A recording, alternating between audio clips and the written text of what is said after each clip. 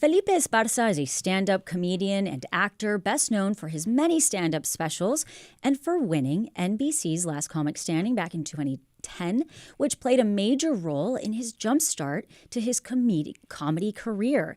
You may also recognize him from his recurring roles in series such as The Eric Andre Show, Superstore, Gentefied, and for being the host of the popular podcast What's Up, Fool?, which he's been running for 10 years. He is also currently on his At My Leisure tour, which makes a stop right here in Houston tonight at the NRG Arena. And he's also currently with us right now. Yay. Felipe, welcome to Hello Houston. Hello, Houston.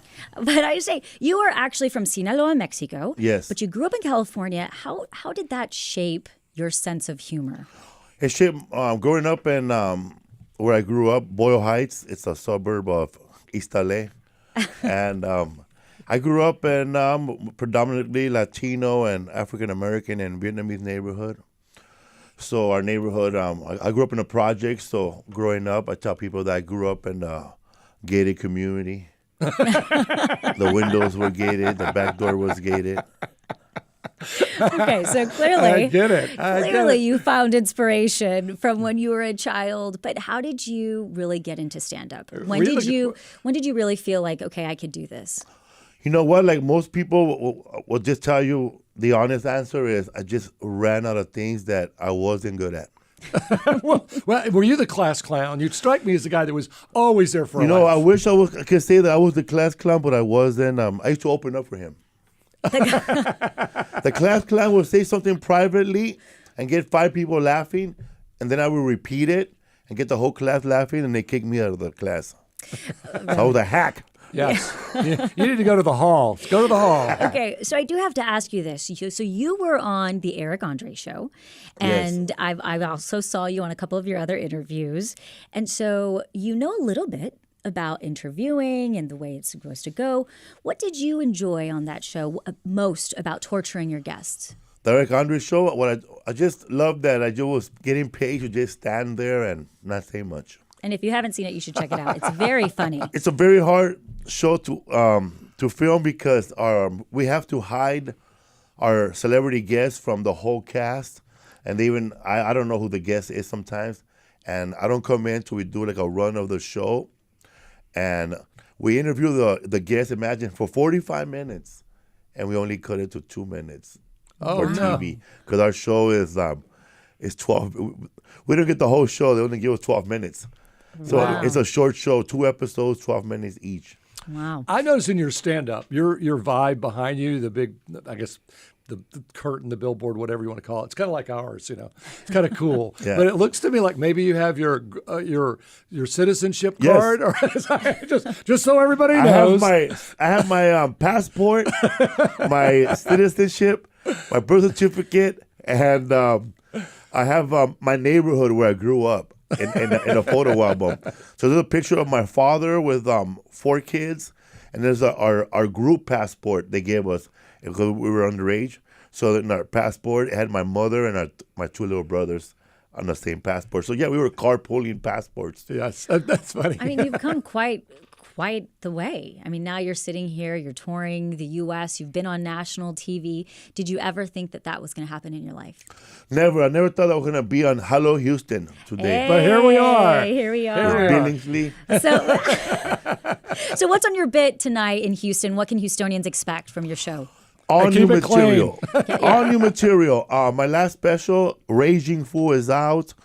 And my previous special, Bad Decisions, Malas Decisiones, I'm the first comic to release 2 specials in 2 different languages.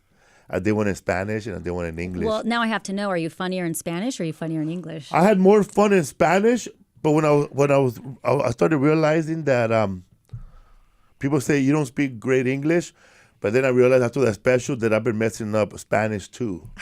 So I mess up 2 languages every day in my life.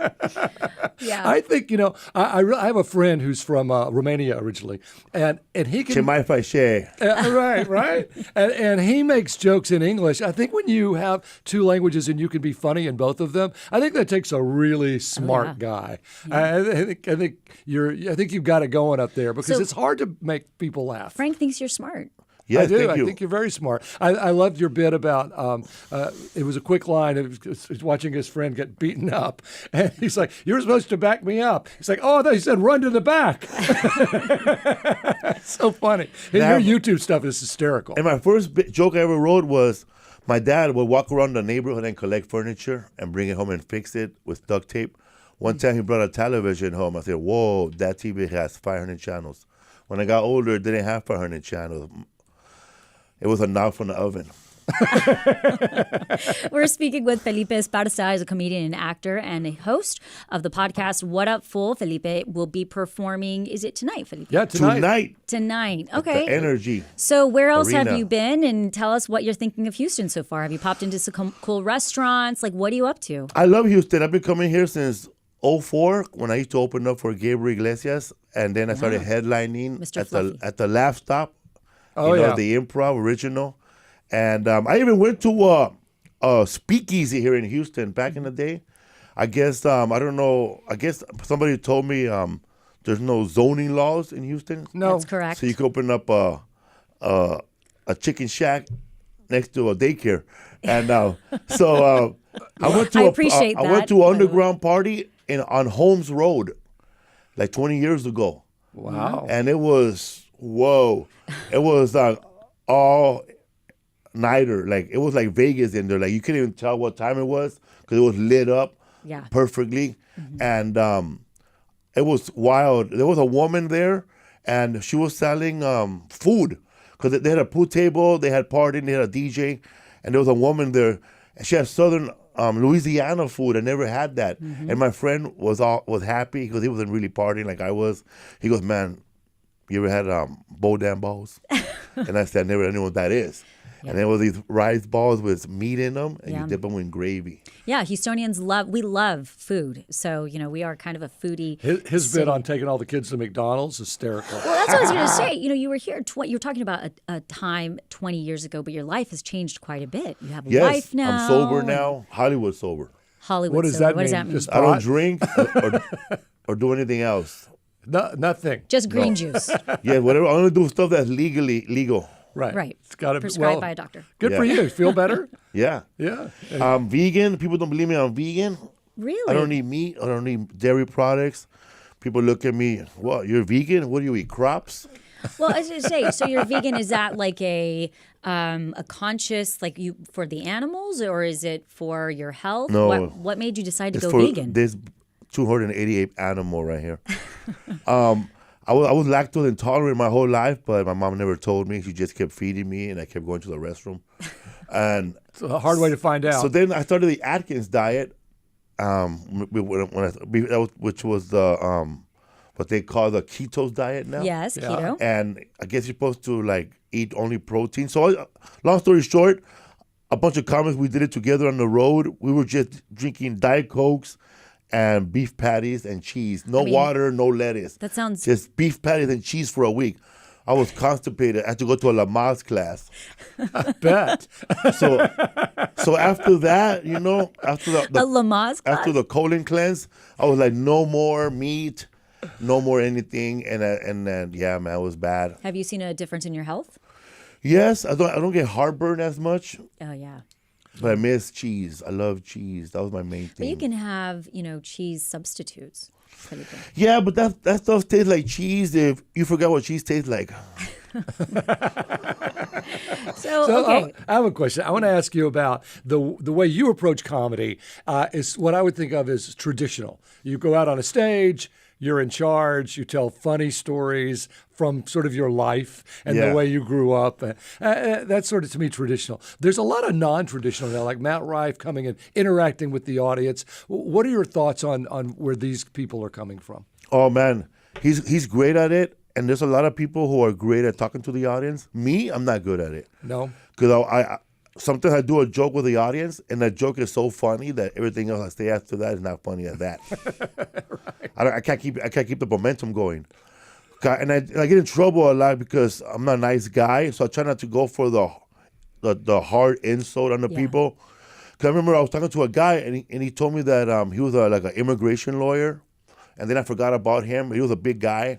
And then 30 minutes later, I come back and I ask his wife, what do you do for a living? She said, I'm a certified dietitian at a hospital. But then I looked at her big husband, and I said, wow, I guess you don't take your work home.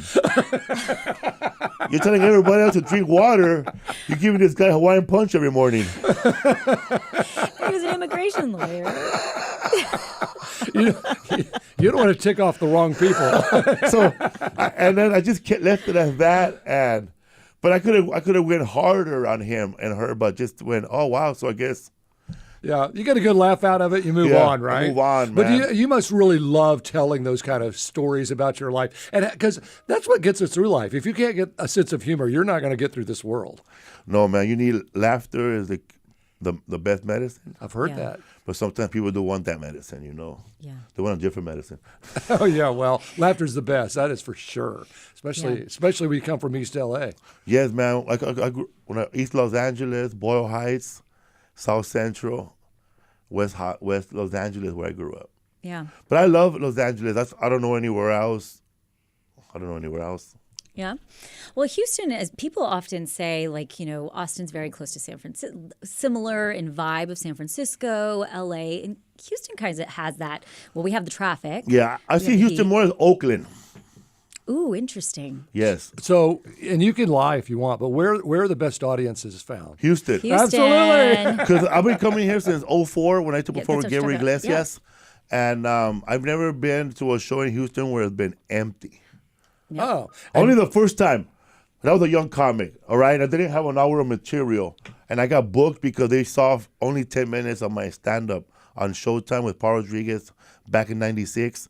So 98, I get to do a show here at a urban club called Just Joking. And how'd it go? oh, man, it was tough because it was during the Lakers finals. And it was a Sunday, Mother's Day. And I was on stage, and I could hear the ice melt. I could hear the AC vent. And when I got there, I saw two waitresses going home. They were like giving me a dirty look. So what is your strategy, when you feel like you're out there and your jokes aren't just hitting? Oh, man. They do now. I move on to the next joke. Or sometimes, I just got to fool the audience. Like, I remember doing a show Thursday through Sunday, and the Thursday show is always like half. And I always open the show with, wow, man. Sorry about the attendance tonight, ladies and gentlemen, but the first show was sold out. I don't know why they added a second show. Welcome to the second show. You losers. That's You should have been here first. That's right. Felipe Esparza is a comedian, actor, and host of the podcast What's Up, Fool? Felipe, thank you for joining us today on Hello Houston. You made Thanks for it. having me. You've made Hello, it. Houston. I made it. That's right. And Felipe will be H-Town. performing. That's right. H-Town right here at NRG Arena as part of his At My Leisure tour. It's not the stadium. It's the arena. The arena. I'm just making sure people understand that Yeah. it's at the arena. So you'll fill that up maybe twice. Hopefully. Yeah. Yeah, and I'm bringing a lot of people with me. Paul Rodriguez, Yeah. Concrete, local comedian from San Antonio, Raul Sanchez. This band that plays Mexican music, but they do they went viral for playing The Office Oh, theme nice. in Yes. Spanish. I know exactly what you're talking about. And Oh, fun. and the Junkyard Dog from the show The Rock, Nate Jackson. Love it. So come